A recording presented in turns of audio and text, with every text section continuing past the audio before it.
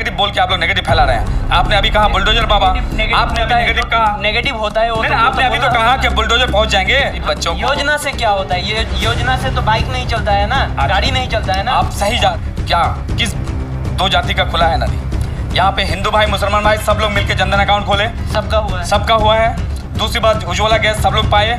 नहीं सुनिए, नहीं आप सवाल मत कीजिए। आप नहीं आप जनता का फायदा क्या? आप कानून के हिसाब से चलना होगा ना सरकार को। तो सरकार ये तो डिसाइड नहीं कर सकता है कि चलो तुम दोषी हो तो तुम्हारा घर उड़ा दिया। बिल्कुल आप सही बात कर रहे हैं। वक्त की खामोशी है, फिर शोर आएगा। तुम्हारा सिर्फ वक्त आया है, हम लोगों का दौर आएगा। स्वागत है न्यूज़ 24 चाकुलिया में। मेरा नाम है जमील अख्तर और अभी हम मौजूद है ग्वालपोखर के विपरीत चौक में। हम आज जिस शख्स से मिलने के लिए आए हैं, आप लोगों ने हाल ही के दिनों में देखा होगा कि कुछ ज़मीनी विवाद को लेकर जो है साधारण लोग जो है इनके पास आते रहते हैं, तो वो सब मुद्दे में बात करता है। तो हाल ही में जो घटना हुआ है उन सब को नज़र में रखते हुए हम लोग आज विपरीत चौक में आए हैं। हमारे साथ है गुलाम सरवर जी, जो कि है बीजेपी के एक नेता हैं। तो गुलाम सरवर जी, स्वागत है न्यूज़ 24 चाकुलिया में। और जो है हम आपको पहले ही ये पूछना चाहेंगे कि जो है आप हिंदी में बात करना चाहेंगे या फिर बांग्ला में? हम हिंदी बांग्ला दोनों। मतलब क्या है कि मतलब ऑप्शन देना पड़ता है ना, क्योंकि केंद्रीय सरकार में आपका पार्टी जो है केंद्रीय सरकार में है। क्या पता अगर नहीं पूछा तो फिर हमारे घर के बाहर बुलडोजर पहुंच जाए। नहीं बुलडोजर हम लोग ऐसे नहीं पहुंचाते हैं भाई। आप अगर इलीगल घर बनाए हैं तभी बुलडोजर पहुंचाएंगे। जो भी इलीगल निर्माण होगा उसमें बुलडोजर चलेगा, चाहे बंगाल हो, बिहार हो, चाहे हिंदुस्तान के कोई भी स्टेट में हो। तो वैसे थोड़ा विस्तार में बताइए कि इस बारे में आपका क्या मत है? जी, पहले तो मैं यही बात बोलूँगा, आप सबों का शुक्रिया जो लोग भी आए हैं, आप लोग जितने भी लोग आए हैं। दूसरी बात है कि मेरा ग्वालपोखर वासियों से, ग्वालपोखर के लोगों से, अवाम से सबको मेरा सलाम, आदाब और प्रणाम। फर्स्ट आपने कहा, पहले तो मैं अपना परिचय दे रहा हूँ कि मैं ग्वालपोखर ब्लॉक विधानसभा 30 का मैं जो 2021 का इलेक्शन लड़ा, मैं भारतीय जनता पार्टी की तरफ से, मैं भारतीय जनता पार्टी का एक छोटा मोटा सा कार्यकर्ता हूँ, सैनिक हूँ। मैं उस पार्टी को में रह के मैं लड़ाई लड़ रहा हूँ ग्वालपोखर में, और इंशाल्लाह लड़ूंगा और हक के लिए आगे जाऊंगा। हर बात को रखूंगा लोगों का, जो लोगों के साथ हो रहा है उन पे हमेशा मैं बात करता हूं, और मैं दिल से कह रहा हूं कि मैं उन्हीं की बात को लेकर के आगे बढ़ना चाहता हूं। मैं नेतागिरी या पॉलिटिक्स में करेंगे तब जब हम समाज की अच्छी अच्छी बातों को उठा के लेके आएंगे, तभी लोग समझेगा, तभी नेता बन सकते हैं। तो इंशाल्लाह बुनियादी बात करेंगे, ज़मीनी बात करेंगे, जो लोगों के साथ होता है उसी को लेकर मैं आगे जाना चाहता हूं। अगर लोग मुझे सम्मान देंगे, इंशाल्लाह उनके परिवार का बच्चा समझेंगे, उनका बेटा, उनका भाई, उनका परिवार का लड़का बन के मैं समाज के बात को उठा रहा हूँ, मुद्दा को उठा रहा हूँ, क्योंकि ये समाज मेरे से जुड़ा हुआ है। इंशाल्लाह मैं भी उस समाज से हूँ, इसलिए उस पर ही बात करूँगा। जी, मुद्दे में आएंगे, लेकिन उससे पहले हम थोड़ा आपके बारे में जानना चाहेंगे, क्योंकि आप जो है पॉलिटिक्स में नए हैं शायद, क्योंकि इससे पहले आप कहीं और रहते थे। तो हम थोड़ा आपके जो अतीत है उसके बारे में जानना चाहेंगे और आपके बारे में जानना चाहेंगे। देखिए, आपने बोला अभी पॉलिटिक्स में आप नए हैं, तो इंशाल्लाह मैं तो कहूँगा मैं पुराना बनूंगा नहीं। जो यहाँ पे पुराने की हाल है, अल्लाह ना करे ऐसा पॉलिटिशियन बनाए, मुझे पुराना बनना भी नहीं है। जिस हाल में हूँ मैं एक्सेप्ट किया हूँ अपने आप को, और अल्लाह के पास दुआ कर रहा हूँ अल्लाह मेरे से ये काम ले, ईश्वर मेरे से काम ले, मैं लोगों की जन की बात करूँ, जनहित में बात करूँ, लोगों के मुद्दे की बात करूँ। इंशाल्लाह मुझे ऐसे पुराना लीडर बनना नहीं है, अल्लाह ऐसे पुराना लीडर बनाए भी ना। तो पहले आप क्या करते थे और अभी जो है? देखिए, पहले मैं ग्वालपोखर में था नहीं, मैं बाहर था, दिल्ली में, गुड़गांव में। और गुड़गांव में जब मैं रहा तो पहले बात है कि मैं वहाँ के माहौल के साथ रहा। मैं वहाँ सीधा देखा, कमाया सीधा खाया, कमाया जो लाया वो खाया, और लोगों से सीधा बात किया। वही माहौल में रहा, वही माहौल में यहाँ भी हूँ। मैं बदल नहीं सकता हूँ, ना मुझे कोई बदल सकता है, एक नंबर। दूसरी बात, मैं ये जो टेढ़ा रास्ता है, जो जिलेबी की तरह रास्ता है, घुमा फिरा के बात करना अपने पास नहीं होता है, क्योंकि अपना सीधा चला है, सीधा बात करने जानता हूँ। तो इसीलिए वही माहौल, वही अदबार है, वही चीज़ सब कुछ है, वही गुण है, इंशाल्लाह बदलाव नहीं आएगा। तो पॉलिटिक्स में क्यों आए हैं आप? पॉलिटिक्स में हम आए नहीं है, मेरा रब ने लाया है मुझे, और ईश्वर ने लाया है, क्योंकि ये लॉकडाउन हुआ। मेरा बाप जिंदा रहते हुए मरहूम हाजी इमाज साहब का बेटा हूँ। मैं इमाज प्रधान के रूप में जो जानते थे ग्वालपोखर वासी, मैं उन्हीं का सबसे छोटा बेटा हूँ। मैं यहाँ कभी मेरा बाप जिंदा रहा, मैं कभी आया नहीं। आज मेरा मरहूम वालिद साहब हाँ नहीं है। मैं उनके गायब में आया, उनके इंतकाल के बाद आया, तो मेरे साथ कुछ मजबूरी था कि मेरा वहाँ गुड़गांव में बिजनेस था, होटल लाइन का काम था, मैं डॉक्टर हूँ, फिजियोथेरेपिस्ट हूँ, मेरा मॉल्स में शोरूम था, सब चीज़ लॉकडाउन में बंद हुआ। जैसे और बच्चे केरला से कोई आया, कोई पानीपत से आया, बहुत सारे स्टेट से बच्चे घर आए, तो मैं भी एक बच्चा ग्वालपोखर का घर आया। सब बंद होने के बाद यहाँ 9 महीने के बाद मैं आया। मार्च को लॉकडाउन हुआ, मैं नवंबर में घर आया। मैं इलेक्शन के मतलब लड़ने के इसमें नहीं आया था, मैं तो लॉकडाउन हुआ, मैं 9 महीने के बाद घर आया। यहाँ माहौल देखा तो लोगों ने मुझे बोला कि आप भी पॉलिटिक्स में आइए, आप भी समाज के लड़के हैं। तो मैंने गया, पार्टी में ज्वाइन किया। पार्टी से मैं कोई डिमांड नहीं किया था कि मुझे कैंडिडेट के रूप में लेके आइए ग्वालपोखर में। मैं पार्टी का कार्यकर्ता होकर मेहनत करने चाहा पार्टी में। पार्टी वाले ने सम्मान दिया, पार्टी वाले ने दायित्व दिया, इलेक्शन लड़ा। और इंशाल्लाह मैं ये दावा के साथ कह सकता हूँ कि जब तक 1947 या 1950 या जब भी बोलेंगे तब तक बीजेपी का जो हमारा यहाँ इलेक्शन हुआ, हम लोग यहाँ गिनती में नहीं थे। हम लोग का वोट संख्या बहुत कम होते थे, लोग डर से वोट नहीं दे रहे थे, बाहर से निकल नहीं रहे थे। इस बार इंशाल्लाह मैं दावा के साथ कह रहा हूँ, जो बीजेपी में जो वोट लाया हूँ, जो सम्मान दिया है, वो जिम्मेदारी दिया, और जिसकी वजह से यहाँ छोड़ के मैं आज दिल्ली जाना नहीं चाहना चाहता हूँ। दिल्ली जाऊँगा भी नहीं। लोग जो वोट दिया है मुझे, उनके हक़ के लिए लड़ने के लिए तैयार हूँ। मैं लड़ रहा हूँ इंशाल्लाह, और उनके साथ रहूँगा, उनके परिवार के बच्चे बन के उनके हक़ की बात करूँगा। जी, तो वो तो समझ गया, लेकिन बात यह है कि आप बीजेपी में ही क्यों, कोई और पार्टी क्यों नहीं? क्या देखा बीजेपी में ऐसा कि बीजेपी में मैं क्यों गया? बीजेपी का हमारा एक नारा है, सबका साथ, सबका विकास, सबका विश्वास। मैं हो रहा है सबका साथ, सबका बिल्कुल हो रहा है। हम आपको बता रहे हैं कैसे हो रहा है, कौन सा विकास हो रहा है। बिल्कुल आप एक बात बताइए, अगर आप विकास को नकारेंगे तो आपको एक बात बताइए कि जनधन अकाउंट क्या किस 2 जाति का खुला है ना? नहीं। यहाँ पे हिंदू भाई, मुसलमान भाई सब लोग मिलकर जनधन अकाउंट खोले, सबका हुआ है, सबका हुआ है। दूसरी बात, उज्ज्वला गैस सब लोग पाए। तो जनधन नहीं सुनिए, नहीं आप सवाल मत कीजिए। आप नहीं आप जनता का फायदा क्या? नहीं, आप जो सवाल किया उसका जवाब दे रहे हैं। आपने कहा कि सबका साथ, सबका विकास कैसे हो रहा है। मैं उसको पहले कर लूँ खत्म, फिर आप लोग बोले। देखिए, आप लोग समाज में जो बात अच्छी बात है वो फैलाइए, उसकी नेगेटिव को मतलब है कि नेगेटिव बोल के आप लोग नेगेटिव फैला रहे हैं। आपने अभी कहा बुलडोजर बाबा, आपने अभी नेगेटिव कहा, नेगेटिव होता है वो, आपने अभी तो कहा कि बुलडोजर पहुंच जाएंगे। आप ही के बात को मैं माना, बुलडोजर कहाँ पहुंचाते हैं हम लोग? आप इलीगल निर्माण कीजिए ना, बुलडोजर वहाँ पहुंचाएंगे तो बुलडोजर तो जाएगा। और कानून क्या? कानून भी तो कह रहा है कि इलीगल कैसे बनाया, कानून के थ्रू जा रहे हैं हम लोग। देखिए, कानून के हिसाब से चलना होगा ना सरकार को। तो सरकार ये तो डिसाइड नहीं कर सकता है कि चलो तुम दोषी हो तो तुम्हारा घर उड़ा दिया। बिल्कुल आप सही बात फरमाए। हम लोग कानून वाले मानने वाले लोग हैं, हम लोग संविधान मानने वाले लोग हैं। हम लोग संविधान के अंदर में रह करके ही बुलडोजर लेके जाते हैं, पहली बात। दूसरी बात ये है कि बुलडोजर कैसे नहीं जाएगा? अगर आप किसी गरीब का ज़मीन लेकर के 2 कट्ठा माटी, चाहे गोदाहाट हो, चाहे ठिकरीबाड़ी हो, चाहे बिबली चौक हो, अगर वह इलीगल निर्माण कर रहा है, पॉलिटिशियन, यहाँ ताकत है, थाना वाला आता नहीं है, तो वहाँ कौन जाएगा? बुलडोजर ही तो जाएगा। इसलिए बुलडोजर भेजते हैं। बुलडोजर जा रहे हैं, बुलडोजर क्यों तोड़ रहा है? क्यों आज तक क्यों नहीं सजा हुआ बुलडोजर तोड़ने वाले को? सजा नहीं हुआ क्योंकि वो हक का काम हो रहा है। बुलडोजर उसी के पहुंचेगा जो इलीगल निर्माण करेगा, 1 नंबर। दूसरा नंबर, आपने कहा सबका साथ, सबका विकास का नारा कहाँ मानते हैं? मैं उसको भी आपको बोल रहा हूँ कि जनधन अकाउंट सबका खुलवाए। हम लोगों ने बैंक में जाने का गरीब को अधिकार दिया। भाई, क्या ये अच्छा काम नहीं हुआ? पहले अधिकार नहीं था, बिल्कुल नहीं था। गरीब बैंक में जा नहीं सकता है, उसको बैंक में खाता खुलवाए, पासपोर्ट खुलवाए, अधिकार दिए। वो यहाँ पे दबा करके बैंक में जा रहा है, शान से खाता में भरवा रहा है, पैसा जमा हो रहा है, मोदी जी पैसा दे रहे हैं, वो विड्रॉल कर रहा है। भाई, इतना तो अधिकार मोदी जी ने दिया गरीबों को। मोदी जी गरीब के लिए है, ठीक है, गरीब के बारे में सोचते हैं, इसीलिए उसको जनधन अकाउंट दिए। आज वो जनधन अकाउंट का पैसा वो पा रहे हैं, 1 नंबर। दूसरा नंबर, आप राशन पा रहे हैं। क्या राशन सब ग्वालपोर वाले नहीं पा रहे हैं? हिंदू मुसलमान दोनों पा रहे हैं, पूरे लोग राशन खा रहे हैं। क्या उज्ज्वला गैस खाली हिंदू लोगों के घर में? क्या मुसलमान नहीं चला रहे हैं? हिंदू मुसलमान सब लोग कर रहे हैं। इसलिए सबका साथ, सबका विकास, सबका नारा है हम लोगों का। और सबसे पहले बात ये तो हो गया। तीसरा बात बता रहे हैं आपको, प्रधानमंत्री आवास योजना सबको मिला, सबने पाया। उसके बाद आप बोल रहे हैं कि हम लोग कुछ काम नहीं कर रहे हैं। हमारी योजना को तो आप बदल दिए। आपने तो प्रधानमंत्री आवास योजना को बंगला आवास कर दिया भाई, क्योंकि आप जो चीज़ किए हैं, प्रधानमंत्री जितना भी दिया उपलब्ध हमारे वेस्ट बंगाल में, सबका नाम में स्टिकर लगा करके बदल दिया है लोग। अच्छा, जीवन हमारा जल है, उसको भी बदल दिया। निर्मल बंगला बना दिया।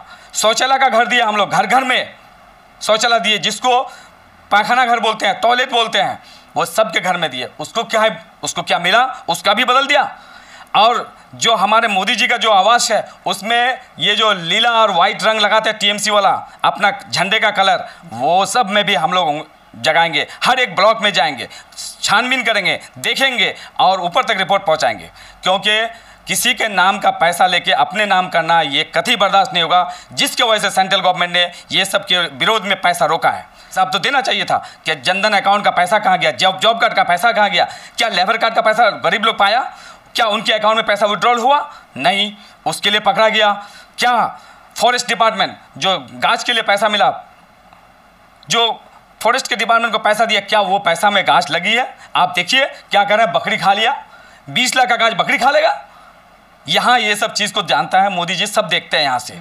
दूसरी बात उनका क्या नाम बताया, प्रधानमंत्री आवास योजना का घर किसी को मिला, उसका दिखा दे। वो हिसाब तो मांग रहे हैं। मैं अगर आपको 100 रुपये दूंगा भाई तो हिसाब लूंगा ना, नहीं तो हिसाब मांगने से हम सौतेला व्यवहार करते हैं। ये बात की वही लोग बोलते हैं, वही तो बोलते हैं टीएमसी गवर्नमेंट की 100 दिन का जो 100 दिन का जो काम होता है उसका पैसा जो है सेंट्रल गवर्नमेंट रोक दिया है।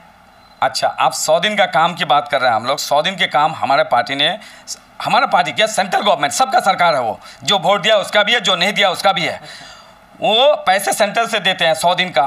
क्यों दिया भाई? कोरोना काल में सब बच्चे घर में रहे, चलो सब लोग 100 दिन का काम करो, अपना खर्चा पानी निकल जाएगा, 3000 2500 2000 जो भी मिलेगा उसका परिवार चल जाएगा। क्या वो पैसा गरीबों को मिला? क्या वो लेबर कार्ड का, जॉब कार्ड का पैसा गरीब ने पाया? इसी पे तो सवाल जवाब है। ये लोग जो बोले वहाँ पे पांचीपरा में रोड जाम करके, रोड को रोक करके आंदोलन किया, ये लोग धुतकार मशीन निकाला, प्रधानमंत्री के लिए अनाप शनाप बोला, क्या ये बात बर्दाश्त से लायक है?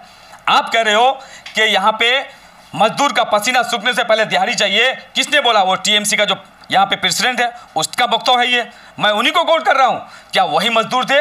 क्या वही दिहाड़ी किया था? क्या वो मिट्टी काटा था कि उसका पसीना सूखने से पैसा पहले मिलना चाहिए? नहीं, आप तो गरीब का जनधन अकाउंट का पैसा दबा के खाए, उसको तो पैसा नहीं मिला, लेबर कार्ड का, जॉब कार्ड का पैसा नहीं मिला, तो आप तो सही में मजदूर थे। आपका ही पसीना का पैसा देना था क्या? गरीब, किस गरीब को लेके गए ये लोग? कोई गरीब नहीं गया, किसी गरीब ने मिट्टी नहीं काटा, उनका पैसा उसको मिला ही नहीं। और इनका जो अकाउंट का खाता बंद हो गया है, अब झटपटा रहा है। क्यों? 8 साल से तो मोदी जी का पैसा खा रहे थे, तब तक ठीक था। जब मोदी जी समझा कि मेरा पैसा मिसयूज हो रहा है तो उसको वो रोक दिया। तो कहाँ झटपटा रहे हो भाई? आपका स्टेट गवर्नमेंट का काम करो ना। अब तक तो 5 ही महीना हुआ, 7 महीना हुआ, 7 महीने में क्या हो गया? पहले कह रहे थे मोदी जी कुछ दे ही नहीं रहे हैं, बंगाल को बर्बाद कर दिया है, बंगाल में कुछ देते ही नहीं है। तो अब क्यों पता चल रहा है कि कुछ दे रहा था? पहले खा रहे थे तो ठीक था, खा करके बोल रहे थे कुछ मिल ही नहीं रहा है। अब जो एक्चुअल में बंद कर दिया, टोटल ढक्कन बंद कर दिए हैं, शटर लगा दिए हैं, तो कह रहा है मोदी जी दे रहे थे, अब सौतेला व्यापार कर रहा है। तो ये दोनों भाषा इन पार्टियों का है, टीएमसी का है। हमारा बीजेपी पार्टी का ये नियम नहीं है। हमारा बीजेपी पार्टी सबका साथ, सबका विकास, सबका विश्वास में रखता है। जवाब मिल गया आपको। जी, वो तो समझ गया कि चलो वो नेशनल लेवल का एक इशू है, लेकिन रिसेंटली हम लोगों ने देखा है कि जो जनता है वो तो देखता है, सोशल मीडिया फॉलो करता है, तो वहाँ पे आपका जो है बहुत सारा इंटरव्यू देखते हैं हम लोग। तो आप जो है कुछ ज़मीनी मुद्दाओं को लेकर, ग्वालपोखर में कुछ ज़मीनी मुद्दा है उसको लेकर आप सामने आते रहते हैं जी। तो वो क्या है? आप कोई तो ये भी बोलता है कि नहीं, अपना फेम पाने के लिए, परिचय होने के लिए, एक चेहरा बनने के लिए आप ऐसा करते हैं। अच्छा, जो बोलते हैं मेरा परिचय बनने के लिए, मेरा चेहरा बनने के लिए, मैं उनसे एक सवाल कर रहा हूँ। ऐसे लोगों से परिचय का मोहताज मैं नहीं हूँ। रब देने वाला, ईश्वर देने वाला परिचय, जो परिचय मुझे मिल गया, सिंपल बात है। मैं एक छोटा सा कार्यकर्ता हूँ बीजेपी पार्टी का, दायित्व में हूँ। उस बीजेपी पार्टी का सैनिक बन के लड़ूंगा, लड़ते रहूँगा। कौन क्या बोल रहा है मुझे कोई मतलब नहीं। परिचय के लिए आपको हम बता रहे हैं, परिचय की बात जहाँ आती है तो जो काम मैं कर रहा हूँ वही लोग कर ले, वही लोग परिचय हो जाएगा। ज़मीन का सही फैसला करे, ज़मीन के हित में बात करे, गरीब के साथ खड़ा रहे, गरीब की ज़मीन ना हर पे, गरीब को ज़मीन से बेदखल ना कर दे, वही परिचय ले ले। ये काम तो मुझे वो लोग दिया है। तो कौन करता है ये सब ज़मीन दखल करने वाला काम? जो सरकार में है, जो सत्ता में है, वो लोग कर रहे हैं। सत्ता के नशे में ये कुछ भी कर रहे हैं। यहाँ पावर है, गरीबों को डराया जा रहा है। पुलिस का गाड़ी घर में घुस जाएगा, गरीब घर से बाहर निकलेगा नहीं। उनकी ज़मीन जा रही है, थाना में सुनवाई नहीं हो रही है, केस रजिस्टर हो नहीं रहे हैं, ब्लॉक में कोई सुनवाई नहीं हो रही है, सेटलमेंट ऑफिस, BLO ऑफिस में उसकी सुनवाई नहीं हो रही है। तो वो परिचय का काम अगर मैं कर रहा हूँ तो 1000 बार करूँगा ऐसा काम इंशाल्लाह। हर बार इनको मुखी पड़ेगा, हर बार इनको जवाब मिलेगा। वो मैं परिचय के लिए नहीं कर रहा हूँ। इतना सारा दिक्कत है तो फिर भी तो जीतता है ना इलेक्शन में, तो वही लोग जीतता है। अब हम जीतता है फिर? अब कहें इलेक्शन में वही लोग जीतता है। जीतने की यहाँ कारण थी, क्या कारण थे? पहली बात हम बता रहे हैं, एक चीज़ यहाँ पे जानिएगा, एक तबका का लोग हमेशा राज किया यहाँ। वो तबका कौन है आप अच्छे से जानते हैं, मैं उसका नाम उजागर नहीं करूँगा यहाँ। आप उस तबके को जान लीजिए कि वो सोच रहा है 319 मेंबर है मेरा, 14 ठो प्रधान है, 38 39 40 जो भी पंचायत समिति मेंबर है और 3 ठो जिला है, यही हमको जिताएगा। क्या पब्लिक का वोट को इनको दरकार नहीं है? इनको 319 ठो मेंबर चाहिए, 14 ठो प्रधान चाहिए, पंचायत समिति का मेंबर चाहिए, जिला वाला चाहिए। इन्हीं को ये मैनेज करते हैं, इन्हीं को मैनेज करके वो पब्लिक को डराते हैं, पब्लिक को समझा बुझा करके डरा धमका करके ये हमेशा वोट लेते गया है। क्योंकि यहाँ पहले 1 साल हुआ मेरा आने का, उससे पहले कोई नहीं सर्वर क्यों नहीं पैदा हुआ यहाँ, क्यों नहीं सर्वर खड़ा हुआ? सर्वर तो अभी आया, सर्वर की क्या गुनाह है? मैं तो अभी आया लॉकडाउन के समय में, उससे पहले तो था यहाँ लोग। वो लोग जो आज मेरे पे सवाल जवाब कर रहे हैं उनको शर्म आना चाहिए। लानत है ऐसे लोगों पे कि वो क्यों नहीं खड़ा हुआ समाज के हित में, वो क्यों नहीं समाज के बारे में बात किया, वो क्यों नहीं समाज के साथ रहा। आज मेरे पे ये बात अगर बोल रहा है तो उन पे लानत है, उन पे शर्म है मेरा कि वो ऐसे बात बोल रहे हैं, क्योंकि वो लोग चाटुकार होते हैं, वो दलाली करते हैं, वो उनके साथ खड़े होकर कमाते हैं पैसा और इन गरीब मासूमों को बेवकूफ़ बनाते हैं। अच्छा, और एक चीज़ जो हम जानना चाहते हैं, बंगाल में रिसेंटली विधानसभा निर्वाचन तो बहुत दिन हो गया, लेकिन आप लोगों का मतलब आप फेल क्यों हो गए? बीजेपी जो है, बीजेपी का जो मॉडल है, दूसरे राज्य में जो है निर्वाचन होता है तो वो लोग भारी मात्रा में जीत हासिल करता है, लेकिन बंगाल में क्यों फेल हो गया? आप हम तो फेल नहीं मानेंगे आपकी बात को। क्यों नहीं मानेंगे? आप अगर मुझे कह रहे हैं बंगाल में हम लोग फेल हो गए, नहीं, हमने ऑपोजिशन में खड़ा हो गया है। हम ऑपोजिशन का लीडर तैयार करते हैं, जो हमारा सुमिंदर ओदा कर रहे हैं। सुमिंदर ओदा हमारे ये बीजेपी का ऑपोजिशन का लीडर है, वो तो आपके लिए लड़ रहे हैं, पूरे ग्वालपकर का अवाम के लिए लड़ रहे हैं, पूरे हक के लिए लड़ रहे हैं। आज जो प्राइमरी एग्जाम में जो 2014-2017 में बैठा, उनके लिए तो आज क्या हो रहा है? सुमिंदर अधिकारी जी ने उनका सही इंसाफ के लिए, सही बात बोलने के लिए कि ये जो फेक नौकरी हुआ, बिना एग्जाम देके नौकरी हुआ, 15-15 लाख रुपए देके नौकरी हुआ, इनकी नौकरी रद्द किया जाए। जो मेरिट में पास करेगा उन्हीं को नौकरी दिया जाए, उनमें गरीब के बच्चे का नौकरी होगा। वो तो लड़ रहे हैं भाई ऑपोजिशन में, आप कर रहे हैं हम लोग हार गए। हम लोग तो जीत के काम कर रहे हैं, जो जीत के काम नहीं कर सकता वो हम लोग ऑपोजिशन में रह के काम कर रहे हैं। एक नंबर। दूसरा नंबर, आपने कहा कि हम लोग यहाँ सत्ता बना नहीं पाए, हार गए। आप जैसे मीडिया अगर ऐसे बोलेंगे तो अवाम के पास क्या मैसेज जाएगा? मैं आपसे सवाल कर रहा हूँ। फिर आप ये बताइए कि आपका विधायक कितना है? आपको 77 3 से हम लोग 77 में पहुंच गए और आप बोले हम लोग हार गए। जीत गए भैया, 3 विधायक लेकर लड़ रहे थे। तो सरकार कहाँ बना पाए? सरकार से मतलब नहीं है। 3 से कितना में पहुंचे भैया, आप बताइए। आप ही बोलिए। नहीं, हम बताए 3 से 77 में पहुंचे हम। वोट शेयर कितना बढ़ा हमारा? पहले 3 विधायक, पहले 1 MP, आज 18 MP, आज हमारा 77 MLA। कैसे पहुंचे भैया? लोग ने सम्मान दिया है, लोग साथ खड़ा है, लड़ने के लिए हमें अधिकार दिया है। ऑपोजिशन में रह के हमको बात उठाना है, ऑपोजिशन में लड़ रहा है, लोग सम्मान देगा, लोग समझेगा, फिर नेक्स्ट टाइम 2026 में वोट होगा, लोग उसके हित में वोट करेगा। अगर हम मुद्दे ही नहीं उठाएंगे, अगर हम लोगों के हित में बात ही नहीं करेंगे तो 2026 में भी हम लोग नहीं आ सकते सरकार में। लड़ेंगे पब्लिक के लिए, लड़ेंगे, उनकी हक के लिए लड़ाई करेंगे तो पब्लिक यहाँ पे भेदभाव नहीं करेगा, पब्लिक सही समझेगा और पब्लिक वोट करेगा। जी, तो और एक चीज़ जो है, जो बीजेपी के ऊपर हमेशा ये आरोप लगता हुआ आया है कि वो जो है सांप्रदायिक पार्टी है, किसी एक धर्म विशेष को ज़्यादा सपोर्ट करता है और दूसरे को नहीं। तो ऐसा जो होता है, आप भी एक माइनॉरिटी से बिलोंग करते हैं, तो आप जो है बीजेपी में हैं, तो आपके साथ बीजेपी में कैसा सलूक किया जाता है और जो है आप बीजेपी में ही मतलब क्यों? अब आपको मैं 2 बात बोलूँगा। बहुत अच्छा सवाल किया, ये बार बार ये सवाल आता है, हर मीडिया वाला ये सवाल मेरे से पूछता है, क्योंकि मैं माइनॉरिटी परिवार का लड़का हूँ, मेरे से ये सवाल अक्सर पूछते हैं। आज मैं उसकी जवाब दे रहा हूँ आपके माध्यम से। सारे जनगण, सारे पब्लिक, जितने भी गरीब अवाम है, जितने भी गरीब लोग हैं, मासूम लोग हैं, इसमें जात की बदबू नहीं आना चाहिए। गरीब हिंदू हो चाहे मुसलमान हो, वो तंगी में है, वो परेशानी में है, उनको ये जातिवादी में नहीं फंसानी है, उनको उसको हक देना है।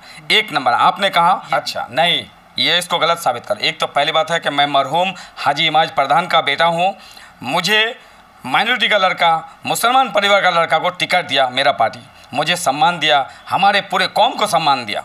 अगर मैं यहाँ से विधायक बना, इलेक्शन लड़ा, विधायकी का इलेक्शन लड़ा, हारा, दूसरा नंबर पे आया, तो ये बीजेपी पार्टी ने सम्मान दिया। पहले नंबर, ये कॉम्युनल बदबू नहीं है इसमें, एक नंबर। दूसरा नंबर, आपने क्या कहा कि एक ही विशेष जाति को देखते हैं, तो एक बात बताते हैं, ये जो वर्तमान में सरकार है वेस्ट बंगाल में, इसने क्या किया भाई कि लक्ष्मी भंडार में 1000 रुपये किसको दिया?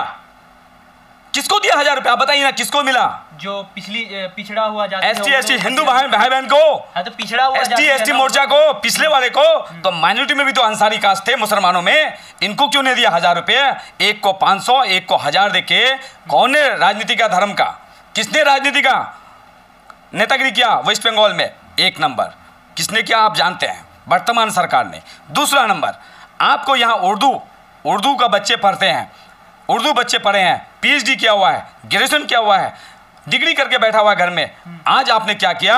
उर्दू को भी हटा रहे हो, बांग्ला और नेपाली में होमगार्ड का एग्जाम देना होगा, और वो उर्दू पढ़ने वाला बच्चा इंग्लिश में भी एग्जाम नहीं देगा। कौन कर रहा है जातिवादी की, कौन कर रहा है ये जातिवादी की लड़ाई? कौन बांट रहा है जात को? वर्तमान सरकार, ये सब काम। दूसरा नंबर, हमारा वक्फ बोर्ड का पैसा मौजूद लोगों को देके पूरा वक्फ बस पैसा खा लिया। किसने किया ये जातिवादी का राजनीति? आप हम पे लालचन लगा रहे हैं, आप हम पे सौंप रहे हैं। ये सब बात की जवाब आपको मिल गया। दूसरी बात रहा बीजेपी पार्टी के बारे में बोल रहे हैं। बीजेपी पार्टी में हमको टिकट दिया, हमारे जैसे बहुत सारे भाई को बंगाल में टिकट मिला, फिर कैसे बोलेगा कि ये जातिवादी की राजनीति कर रही है? तो समझ लीजिए कि अच्छा, पहले किसी को टिकट नहीं मिल रहा था, टिकट लेने वाला कोई नहीं भाई, टिकट के लिए गए तब ना मिला। अगर हम घर से जाएंगे ही नहीं, पार्टी करेंगे नहीं, और हम बोलेंगे ये पार्टी, टिकट लेने वाला क्यों नहीं होता है कोई? आप बताइए। यही बात हम बोला, क्योंकि लोगों के दिमाग में जहर भर दिया है। कौन भरा है ये जहर? वर्तमान जो सरकार है कि ये पार्टी आप लोगों के लिए है नहीं, ये पार्टी मत कीजिए। अब लोग समझ रहे हैं कि पार्टी जो है ना, बीजेपी गरीबों के लिए काम करता है, गरीबों का कल्याण होता है, गरीबों का काम करता है, गरीबों के लिए लड़ते हैं। आज वो पार्टी को मुसलमान लोग, माइनॉरिटी के लोग कर रहे हैं। मेरे तरह बहुत सब सर्वर जा चुका है, कर रहा है उस पार्टी को, अच्छे अच्छे पद में नियुक्त हो गया है, माइनॉरिटी से काम मिल रहा है, काम कर रहे हैं। क्यों हमारे एमपी लेट के काम नहीं हो रहे हैं? यहाँ हो तो रहे हैं। ये आपका इलवाड़ी स्टेशन किसने किया? इस्लामपुर में हमारे वर्तमान यहाँ के जो मेंबर ऑफ पार्लियामेंट है मैडम देवेश्वरी चौधरी, वो उसने किया इस्लामपुर में। क्या आपने नहीं देखा वो न्यूज़? क्या आपने देखा नहीं कि बॉर्डर लाइन में हमारा इंटरनेशनल मार्केट बन रही है, सेंट्रल बांग्लादेश और हिंदुस्तान का, वो किसने बनाया? तो मैडम देवेश्वरी मैडम ने। देवेश्वरी मैडम काम कर रहे हैं, हम लोग काम करेंगे। हमारा प्रचार ये लोग क्या करेगा? स्टिकर लगा के बदल देगा। तो भाई हमारे काम को स्टिकर लगे बदल देगा, और हम लोग काम करेंगे, और राज्य सरकार कहेगा हम लोग कर रहे हैं, और सेंट्रल के काम को छीन के स्टिकर लगा देगा, और कहेगा देवेश्वरी मैडम कोई काम ही नहीं किया। तभी तो जगा रहे हैं लोगों को। बंद तो किया, आप तो पता चल रहा है ना नेता लोगों को कि भाई ये 5 महीने 7 महीने में क्या हो गया इतना? क्या हड़ताल में चले गए? चूल्हा बंद हो गया, धंधा बंद हो गया, लूटने का काम बंद कर दिए, लूटने का काम बंद खत्म। पैसा ही नहीं है तो लूटोगे क्या आप? इसीलिए अब समझ में आ रहा है कि सेंट्रल सरकार कितना पैसा दे रहे थे, स्टेट को मिल रहा था, काम चल रहा था। सारा काम आपने क्या किया? आप तो भैया लोगों को बेवकूफ़ बनाने के लिए क्या किए? 2 किलो गेहूं पकड़ा दिए, चावल पकड़ा दिए, और क्या किया आपने? लक्ष्मी भंडार में देकर के पैसे लोगों को, जो लोग 1000 रुपये 500 रुपये में क्या एक महीना खा लेगा? नहीं ना। आप पूरे पैसे को स्टेट गवर्नमेंट का इधर उधर फंसा करके बर्बाद कर दिए हो, और सेंट्रल का पैसा आप ब्लॉक में बैठ के खा रहे थे, आपका खाना बंद किए तो आप पूरे बंगाल में झटपटा रहे हो। वहाँ रोड जाम, वहाँ पार्टी ऑफिस तोड़ रहे हो, वहाँ लोगों को मार रहे हो, वहाँ किसी को धमका रहे हो। ये सब काम तब कर रहा है जब भोग आप जो खाना नहीं पा रहे हो, आपका खाना निकाला गया है, आपका निवाला मुँह से छीन लिया है जो आप खा रहे थे इतना दिन से। तभी तो ये झमेला हो रहा है हर जगह में। क्यों? क्योंकि अब पता चल रहा है कि सेंट्रल गवर्नमेंट दे रहा था क्या, तभी तो मोदी जी ने कुछ दिया ही नहीं, सेंट्रल का कुछ मिला ही नहीं। अब काहे हड़ताल कर रहे हो जब कुछ दे नहीं रहे थे? अब तो साबित हो गया ना। अब जनगण भी समझ गया, पब्लिक भी समझ गया कि राशन जो ये लोग माइक में इलेक्शन के समय में बोलते फिरा, दीदी राशन फ्री कर दिया, दीदी राशन फ्री कर दिया। दीदी ने नहीं, दादा भी राशन फ्री किया था। श्री नरेंद्र मोदी हमारे प्रधानमंत्री, वो भी राशन दिया था, आपने भी उसका राशन लोगों ने खाया है। मगर लोगों को क्या समझाया कि सेंट्रल से कुछ मिला ही नहीं। भैया जनता को सब मालूम है किसने क्या दिया। क्या एक एक डीलर से पूछिए ना कि मोदी जी की राशन मिला ना? नहीं, ज़्यादा राशन उन्हीं का है, उन्हीं का राशन ज़्यादा मिलता है। और लोगों को क्या समझाया? सारे राशन वहाँ भी स्टिकर लगा दिए। तो मोदी जी का राशन अभी भी चल रहा है? बिल्कुल चल रहा है, वहाँ भी स्टिकर लगा दिया। मोदी जी कुछ नहीं दे रहे हैं। आप जिस दिन फिर मोदी जी राशन बंद कर देगा, फिर झटपट आएगा, अरे राशन बंद हो गया, राशन बंद हो गया। तभी तो पता चलेगा हम लोगों को क्या हम लोग सेंट्रल गवर्नमेंट दे रहे थे। तभी तो फिर हमको समझ में आएगा। नहीं तो हमें भी तो कह रहे हैं आप लोग कुछ दे ही नहीं रहे हो। कितना बहस करेंगे इनसे, कितना लड़ेंगे? वो हर घर में ऐसे ऐसे लोगों को भेजते हैं जो उनको मंत्र बना रहे हैं। और ये मंत्र पढ़ाने वाले लोग चौक बाजार में 3000 लोग घूमते हैं, यही जाके गांव में मंत्र देते हैं। इनको अब समझ में आ गया, ये मंत्र वाले लोग ही तो जाके वहाँ हड़ताल किया। कोई गरीब नहीं गया था रोड जाम करने के लिए, कोई मजदूर नहीं गया था। ये तो मजदूरों को हक मारता है भाई, मजदूर कहाँ जाएगा रोड जाम करने के लिए? इसको कब मिला पैसा? लेबर कार्ड का पैसा खा लेते हैं, 200 रुपये 500 रुपये इनको पकड़ा देते हैं और कहते हैं कि हम मजदूरों के लिए हक की बात कर रहे हैं। तो ये प्रमाण करे, क्या तालाब खोना, क्या डिगी नजर आ रहा है आपको? कहीं पे मिट्टी का काम नहीं, तालाब खुदाई नहीं, बोर्ड लगा लिया, फोटो खींच लिया, गाछ लगाया नहीं, बहुत सारे ब्लॉक पे हो चुका है। बिल्कुल फोटो खींच लिया, करंदी ब्लॉक में, चोपड़ा ब्लॉक में, हर ब्लॉक में हुआ है। क्यों हमारे ब्लॉक में नहीं हुआ है? ग्वालपाल में यहाँ भी हुआ है। फॉरेस्ट कहाँ गया? बकरी खा लिए 20 लाख का गाछ को, 20 लाख का गाछ को कह रहे हैं बकरी खा लिया। भाई ये भाषा कोई समझ में आएगा? क्या ये जनगण सोया हुआ है? क्या ये पब्लिक सोया हुआ है? ये पब्लिक सुन रहा है, ये पब्लिक समझ रहा है, पब्लिक डरा हुआ है, पब्लिक प्रशासन के डर से घर से निकल नहीं रहे हैं। जिस दिन ये पब्लिक जाएगा उस दिन पाई पाई का हिसाब लिया जाएगा इंशाल्लाह। आगे आप जैसे कि देखते हैं कि पंचायत निर्वाचन भी है, तो उसके बारे में आप लोग मतलब क्या करते हैं? देखिए पंचायत इलेक्शन है, हम लोग पंचायत दखल करेंगे, पंचायत में कैंडिडेट देंगे, हर एक वार्ड में कैंडिडेट होगा, पंचायत में लड़ेंगे इलेक्शन, पंचायत दखल करेंगे, ब्लॉक दखल करेंगे, लोगों के न्याय में बात करेंगे, लोगों को हक दिलाएंगे। आज तक जो वंचित है लोग, जो गरीब समाज आज तक इससे दूर है डेवलपमेंट से, उनको लाके जोड़ना है, उनके हित में बात करना है, उनको लाभ देना है। जो हमारे प्रधानमंत्री श्री नरेंद्र मोदी ने कहा है कि हम उस आदमी तक पहुंचना चाहते हैं जो लाइन का आखिरी आदमी खड़ा है, वहाँ तक पहुँचना चाहते हैं। तो उनके पहुँचने के लिए हम जैसे हजारों कार्यकर्ता हैं, हजारों सैनिक हैं बीजेपी पार्टी में, जो हम लोग अंतिम आदमी तक पहुँचेंगे इंशाल्लाह। बहुत आप तो मोदी जी के बारे में बहुत कुछ बोले, लेकिन ऐसा क्यों होता है कि सेंट्रल गवर्नमेंट कोई भी स्कीम लाता है उसका बहुत ज़्यादा विरोध होता है? जैसा कि आप किसान आंदोलन देख लीजिए, कृषि कानून जो लाया उसके अगेंस्ट बहुत सारे किसान मारे भी गए। तो ऐसा क्यों होता है? कृषि कानून जनगण के हित में थे, जनगण के भलाई के लिए था, जनगण के लिए समझ रहे थे। हमारे श्री नरेंद्र मोदी ने किसान का जो योजना है उसको हम लोग लागू करने चाहे, मगर हमारा पार्टी जब ये लागू कर दिया, विरोधी पार्टी लोग मिस गाइड किया, लोगों को समझाया, रोड में रास्ते में उतार दिया, हड़ताल किया, आंदोलन किया। डेमोक्रेसी के अंदर में सब जायज़ है, कर सकता है आंदोलनकारी, लड़ सकता है, आंदोलन कर सकता है, डिसिप्लिन में रह के लड़ना चाहिए। लड़ा कोई बात नहीं, जब विरोध किया तो विरोध का तो सम्मान किया हम लोग, उसको रद्द कर दिए। जनगण के हित में तब भी सोचे क्या? सुनिए, नहीं सुनिए मेरी बात, नहीं आप लोग ये बातें फैला रहे हैं, सुनिए मेरी बात। तब भी जब कानून बनाए जनगण के लिए, कानून हटाए जनगण के लिए, तो कहाँ विरोधी किए भाई हम लोग? तो जनता के भलाई के लिए अगर होता तो फिर वापस क्यों लिया? बिल्कुल आप समझिए, आपने कहा वापस क्यों लिए? जब हमको जनगण को मंडी से एमएसपी देना है, उसको मूल्य का दाम मिलेगा, हमने किया। विरोधी पार्टी को समझ में नहीं आया कि इतना बड़ा योजना अच्छा दे देंगे तो फिर, और मोदी जी का तो ऐसे ही पूरे वर्ल्ड में फैन है, पूरे वर्ल्ड में उनका मतलब दीवाना है, उनके लिए लोग उनको चाहते हैं। हिंदुस्तान में भी बहुत लोग, बहुत क्या मतलब करोड़ों की आबादी में उन्हीं को लाइक करते हैं। तो सोचा यहाँ भी अगर किसान बचा था, अगर इसको भी ये ले लेगा तो लड़ेंगे कब? हमारा तो जमानत ही जब्त हो जाएगा ऑपोजिशन वाले का, और हो गया है जमानत जब्त।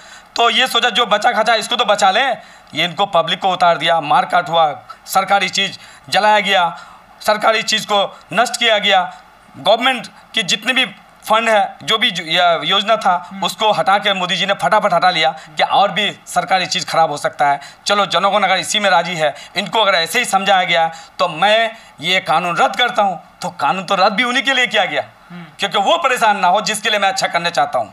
तो अगर अच्छा करने चाह रहा था, उसको लग रहा है कि यह हमारे लिए खराब ही हो रहा है, तो हटा तो दिया। इसमें तो सम्मान करना चाहिए मोदी जी का, हमने फायदा के लिए किया। और अगर उसको लग रहा है कि हमारे हित में नहीं था, उसमें भी हम राजी है, चलो हटा दिया। इसमें तो भाई ताली मारना चाहिए, आप भी ताली मारिए। फिर अग्निपथ जो है उसके भी विरोध में है। आप लीजिए, अग्निपथ की बात बोले आप, पहली बात है अग्निपथ को आपको समझना होगा, पढ़ना होगा। जैसे एनआरसी सीए को हमने नहीं समझा, जैसे हमने किसान की योजना को नहीं समझा, उसी तरह से हम अग्निपथ को नहीं समझ पा रहे। अग्निपथ का मतलब ये है कि आपको शॉर्ट टर्म में एक जॉब मिल रहा है, जॉब क्रिएट करना चाहता है वो। मोदी जी क्या करना चाह रहा है? Job create. कितने यहाँ, अगर आप अभी आ रहे हैं उसी में हम यहाँ की स्टेट गवर्नमेंट की बात बोलेंगे।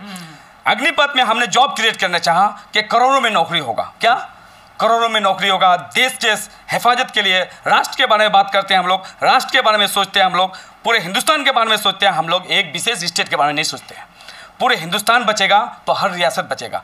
हमने सोचा हमारा चाइना, पाकिस्तान बॉर्डर, बांग्लादेश, नेपाल, हमारे बॉर्डर में जितने भी हम लोग आर्मी भरेंगे, जितने भी फोर्स भरेंगे अग्निपथ के थ्रू, उनको 4-4 साल में, क्योंकि 4 साल में हमारा स्टामिना, एनर्जी, ताकत ज़्यादा होता है, ज़्यादा लड़ सकते हैं, हमारे अंदर में प्लानिंग एग्जीक्यूट होगा, हम लड़ेंगे और उनको 4 साल तक उसको तनख्वाह मिलेगा। तो फिर इतना सारा सुनिए नहीं, ख़त्म नहीं हो रहा है। तनख्वाह मिलेगा जब उसको 4 साल के बाद या 5 साल के बाद, जो भी, क्या पता उसको आगे तक भी होता, उसको आगे तक भी कर सकते थे, 4 साल से लेकर 8 साल तक कर सकता था, क्या पता प्लानिंग में और कुछ चेंजेस आ जाए।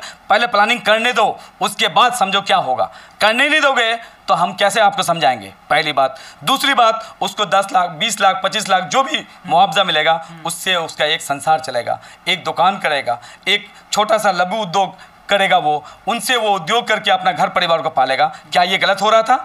आज कितने को नौकरी दीजिएगा? गवर्नमेंट कितने को नौकरी देगा? 5,000, 10,000, 20,000, 1 लाख, 1.5 लाख।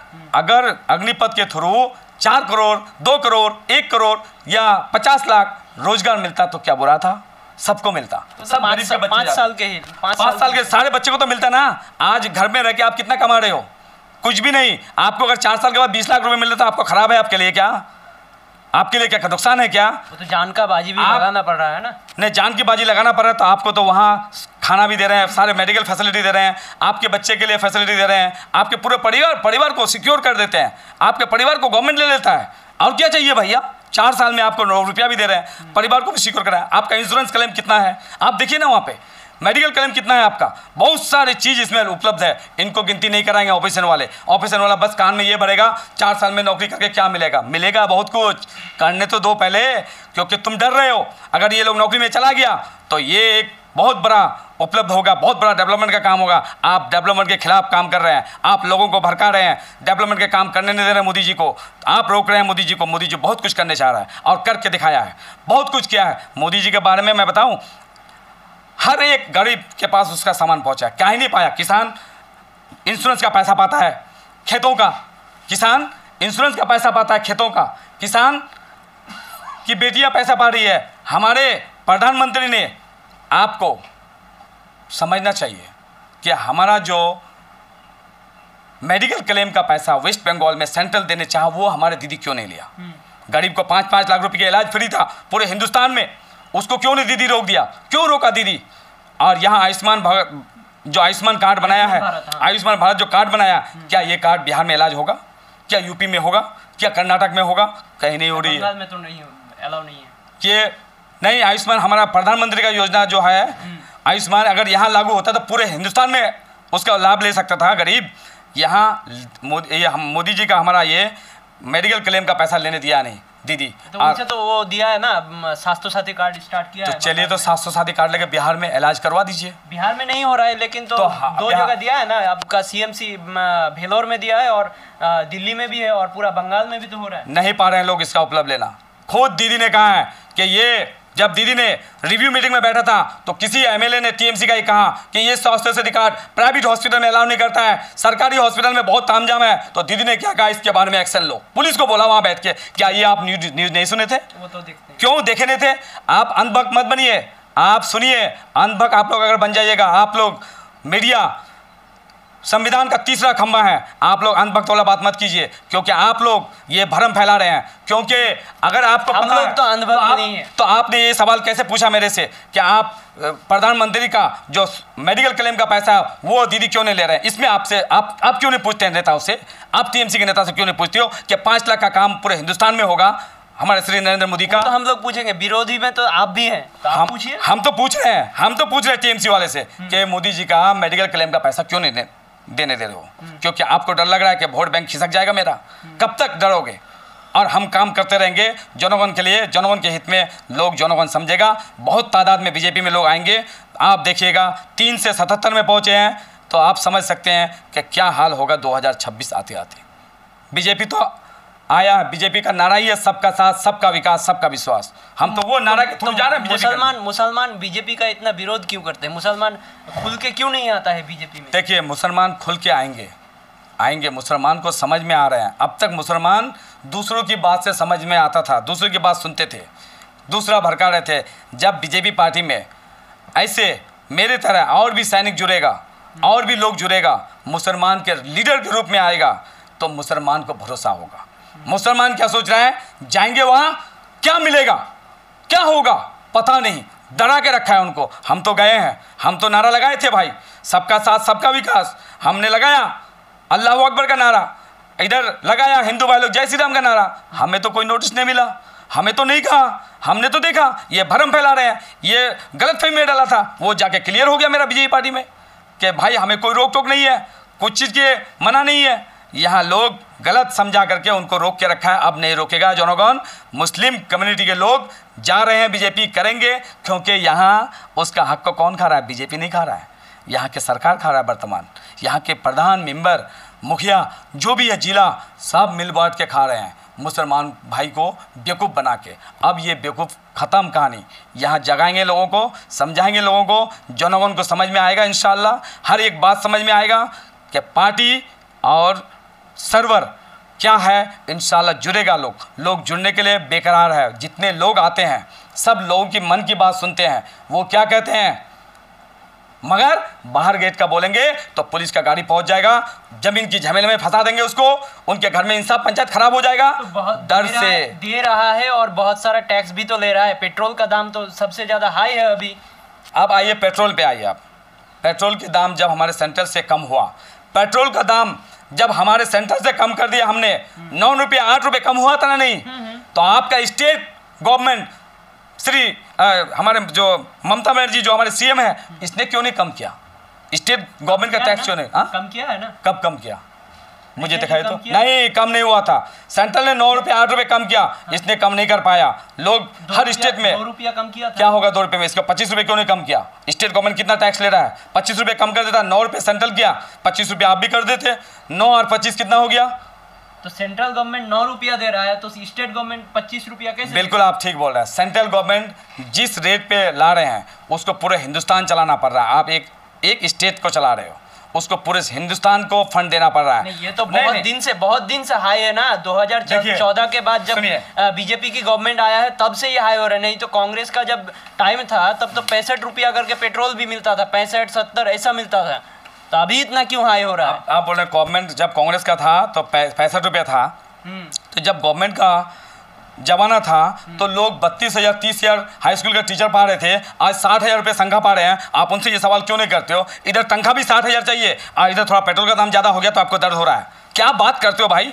आप पढ़े लिखे लोग हो, समझो कि आपका सैलरी बढ़ रहा है 80,000 90,000 1 लाख, तो यहाँ अगर 10-20 रुपये पेट्रोल में दाम बढ़ रहा है तो ये मोदी जी का बढ़ाने का काम है। लेकिन जेब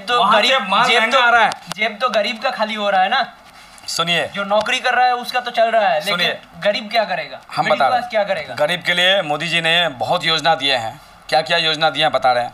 गरीब आ रहे हैं, बाइक नहीं चलता है, गाड़ी नहीं चलता है, आप ठीक बोल रहे हो। गरीब के लिए हम बता रहे हैं, गरीब को माइनॉरिटी का लोन का फैसिलिटी दिया, लघु उद्योग तैयार करने के लिए कि भाई आप एक बिजनेस खड़ा करो, उसमें आपको माइनॉरिटी की तरफ से लोन मिलेगा या गवर्नमेंट की तरफ से बिजनेस लोन देंगे, उसमें सब्सिडी है, उसमें लोन मिलेगा, सब्सिडी है। इस प्रोसेस को स्टेट गवर्नमेंट लागू क्यों नहीं करते हैं?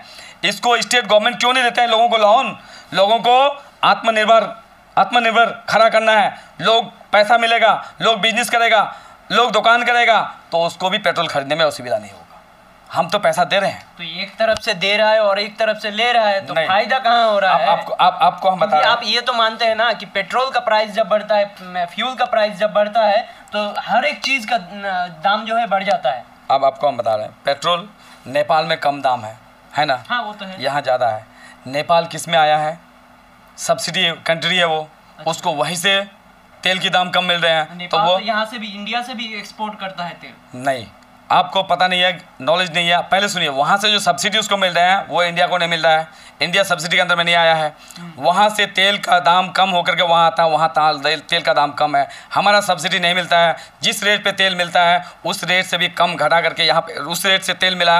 यहाँ पे मोदी जी ने उसके बाद भी 9 रुपये कम किया और मोदी जी ने ऐलान किया, बैठ के सारे स्टेट वाले को, सब सीएम को कहा कि आप अपने अपने स्टेट में रेट कम कर दो। क्या था ना, नहीं बताइए। तो 9 रुपया कम करने के बाद, 9 रुपये कम करने के बाद तो मतलब इसने क्या, बात तो ये हो गया ना कि 100 रुपया बढ़ा दो, उसके बाद 2 रुपया कम कर आप दो। आ रहे हैं, हम आ रहे ऐसा हो हैं। जाता है। जिसमें बीजेपी का स्टेट है, बीजेपी की सरकार है, वहाँ स्टेट भी तेल का दाम कम किया, सेंट्रल भी कम किया। वहाँ की जनता अलग है क्या, यहाँ का जनता अलग है क्या? तो यहाँ पे भी स्टेट गवर्नमेंट को तेल का दाम कम कर देना चाहिए था, लोगों को आराम मिल जाता। लोग मोदी जी को गाली नहीं दे रहे हैं, कटघरे में तो दोनों ही आता है। नहीं, हम इसको खारिज करते हैं, इसको सही से खारिज करते हैं हम, क्योंकि हम पेट्रोल के मुद्दे में हम देख रहे हैं कि ये जो पेट्रोल है, पूरे वर्ल्ड में पेट्रोल की क्राइसिस है। पेट्रोल की क्राइसिस वहाँ दाम तय होती है, मोदी जी दाम तय नहीं करते हैं।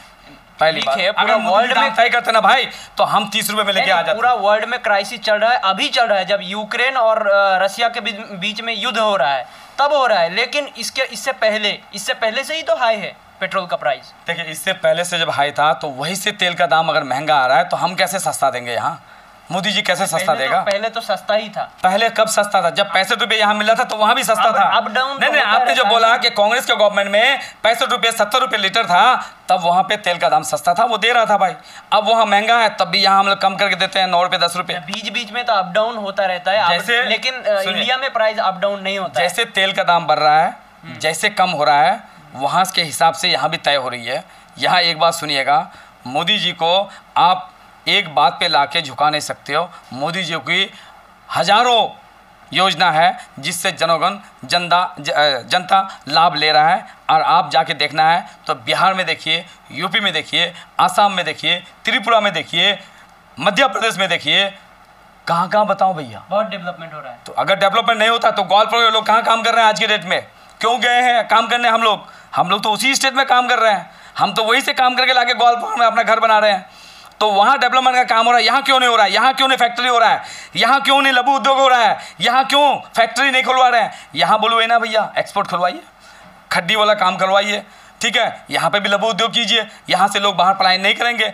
अच्छा, पलायन करवा रहे हैं आप, लघु उद्योग कीजिएगा नहीं और सारा ठिकरा लगे सेंट्रल गवर्नमेंट में फोड़िएगा, तो ये कभी बर्दाश्त नहीं होगा। इतना ही अगर डेवलपमेंट हो रहा है तो फिर ये जो है आपका डॉलर के मुकाबले रुपी का जो है प्राइस जो है वो रिकॉर्ड हाई है। अभी पहले 71 था, अभी 74 है।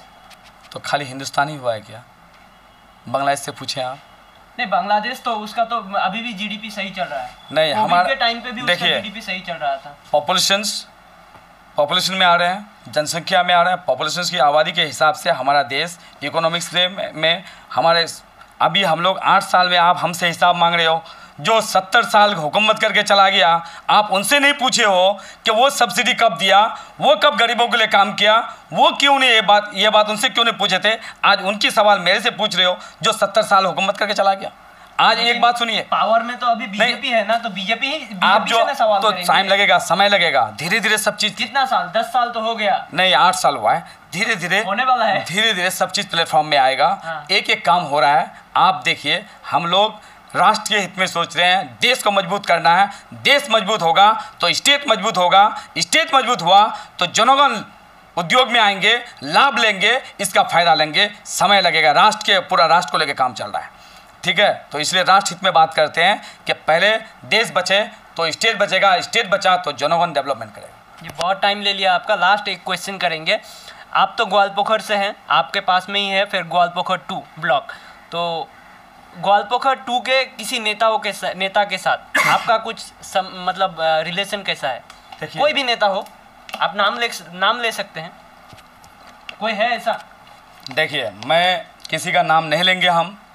जैसे अभी हम देख रहे हैं, वहाँ के जो ऑपोजिशन का लीडर है चकलिया ब्लॉक का, CPIM के कैंडिडेट के रूप में जो लड़ा, फॉरवर्ड ब्लॉक के रूप में जो लड़ा, जो हमारे बीजेपी के कैंडिडेट हुआ डॉक्टर सचिन प्रसाद, सेकंड में आया, वो भी वहाँ के लिए काम कर रहे हैं। वहाँ सचिन प्रसाद बहुत काम कर रहे हैं, डॉक्टर सचिन प्रसाद जो हमारे भारतीय जनता पार्टी का, वो अभी मिलता ही नहीं है। नहीं, वो है, आप उसको देखिए, वो नहीं काम करते हैं, क्या क्या काम करते हैं। आप उसके मेडिकल कैंप देखिए। नहीं, आप गलत बोल रहे हैं, मेडिकल कैंप कर रहे हैं। फेसबुक में देखिए, उनका मेडिकल कैंप करके गरीबों को इलाज दे रहे हैं, मेडिकल कैंप बना के थ्रू उनको मेडिकल सुविधा दे रहा है। देखिए भैया, हम लोग सरकार में नहीं है कि हम आपको जा कर के कोई नौकरी के नाम पे 15 लाख रुपए मांग सकते हैं, क्योंकि हम लोग ये सरकार में है नहीं। सरकार जिसको पास है वो किसको नौकरी देता है। 2014 का नौकरी, 2017 का नौकरी, वो जो गया ना और जाएगा बहुत सब।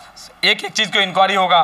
तो आप बोल रहे हैं काम नहीं कर रहे हैं, तो वहाँ मेडिकल का काम चल रहा है, कैंप लगा रहे हैं, हॉस्पिटल लाइन्स में इलाज, नॉर्थ बंगाल मेडिकल में इलाज, बिहार पटना में हम भेजे हैं पेशेंट, बिहार पटना मेडिकल में भेजे हम पेशेंट, रायगंज में पेशेंट जा रहे हैं। तो लोगों के काम करते हैं हम लोग सरकार में नहीं है, हम लोग अपने सैनिक पार्टी का हैं। हम लोग लोगों के पास जाके खड़े होते हैं, समस्या देखते हैं, उनके साथ खड़े होकर उनको जुड़ के उनके कंधे से कंधे मिला करके हम लोग ये लड़ाई लड़ेंगे बंगाल में। और सरकार बनाने में ज़्यादा टाइम नहीं लगेगा। आपको 2024 या 2026 में इलेक्शन होगा। 3 सीट से 77 में पहुँचे हैं। हमें यकीन है कि हम पूरे बहुमत के साथ आएंगे, जनगण आएगा। जनगण को हम लोग इतना समय नहीं दिए अभी, अब समय दे रहे हैं, समझ में आएगा, क्योंकि ऑपोजिशन में बैठे हैं। उनका जो काम, जो करप्शन हो रहा है, जो करप्शन, जो माफिया, जो दलाली चल रहा है, उनको उजागर करेंगे। ऑपोजिशन में खड़े होकर के लोग समझेगा, लोग आदर भी करेगा, लोग सम्मान भी देगा, लोग जुड़ेंगे और सरकार बनाएंगे। मतलब लंबा रेस दौड़ने के लिए आए हैं। बिल्कुल बिल्कुल बिल्कुल। अभी तो हम एक छोटा सा शेर बोल के ये बात ख़त्म करेंगे। एक चीज़ याद रखिएगा, हर एक चीज़ में हम कहते हैं कि हम सब मिलकर के लड़ना चाहते हैं, और इसमें हम सब के बीच में एक ही बात आती है कि वक्त की खामोशी है, वक्त की खामोशी है, फिर शोर आएगा। वक्त की खामोशी है, फिर शोर आएगा। तुम्हारा सिर्फ वक्त आया है, हम लोगों का दौर आएगा। ये बात बोलकर मैं ख़त्म करता हूँ इंशाल्लाह। और एक चीज़ कहना चाहेंगे कि हमारे लिए भी 2 शब्द आप बोल दें, कि हमारे दर्शकों को ये बोल दें कि न्यूज़ 24 चाकुलिया को सब्सक्राइब कर ले और शेयर करें। तो इंशाल्लाह मैं ये कहूँगा न्यूज़ 24 को चकलिया वाले बासी या ग्वालपोखर बासी, पूरे वेस्ट बंगाल के, उत्तर दिनाजपुर के सब लोग फॉलो कीजिए इनको, इनकी बात सुनिए और इसको भी हिम्मत दीजिए। इनके लिए भी दुआ कीजिए कि ये हक पे बात करे, किसी का एडिटिंग ना करे वीडियो, किसी का वीडियो ड्रॉप ना करे, हिम्मत आए। जैसे पूरे जनता को डरा के रखा है, ये ना डरे। ये संविधान का तीसरा पिलर है। मैं इनके लिए भी दुआ कर रहा हूँ कि ये बेबाक आए, बेबाक इंटरव्यू करे, किसी के कहने पे कोई काम ना करे। खुद की लड़ाई संविधान दिया है, संविधान के अंदर में रह के लड़ना है हम लोगों को। जी जी जी, बहुत बहुत धन्यवाद आपको। Thank you. कितना मिनट होगा? 50 मिनट। अरे भैया हमको